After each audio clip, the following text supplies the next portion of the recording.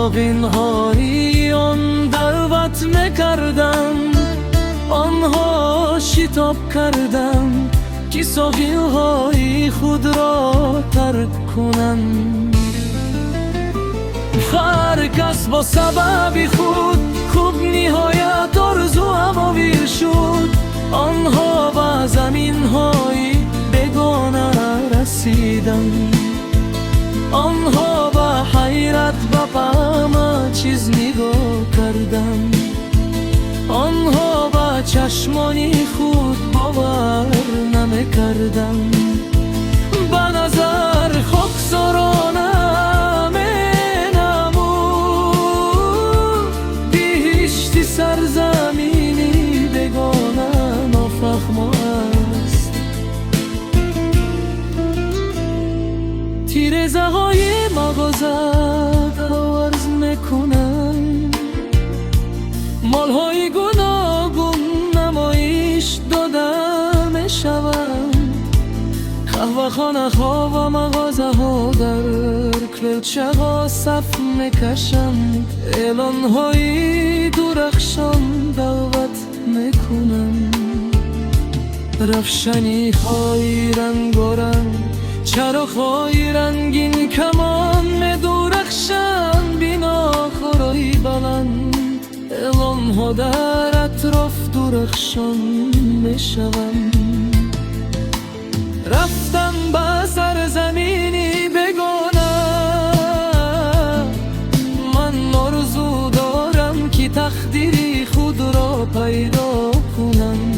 شما تنها پشتی آن را میبینه، با آن نزدیک شدن آسان نیست. شدی دشواری ها بودن و خفگی جانی مرا میسوزاند. دوای برای خفگی نیست، در اینجا گرمی حس نمیکن. یادی وطن خسته میکند و خواب نیست خلال دار میکند، جدایی مرا خسته میکند. اون مرا در سرزمینی بگانه عذاب میدهد. روزایی جدایی پر از عذاب، دیگر با چشم شادی نمیارد. اون را رنج و عذاب پر میکنه. عاشقی برای وطن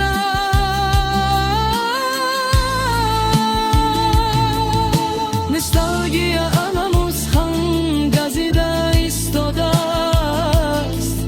ما برای وطن خود آرزو میکنم، وگر نبوده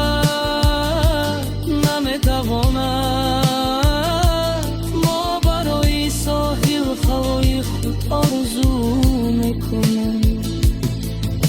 زمین های وطنی خود را فراموش نمیکنم. دریا بتها سفیدارها، در آنجا ما نوستالژی را ترک خواهیم کرد. زمینی ما برای ما عزیزتر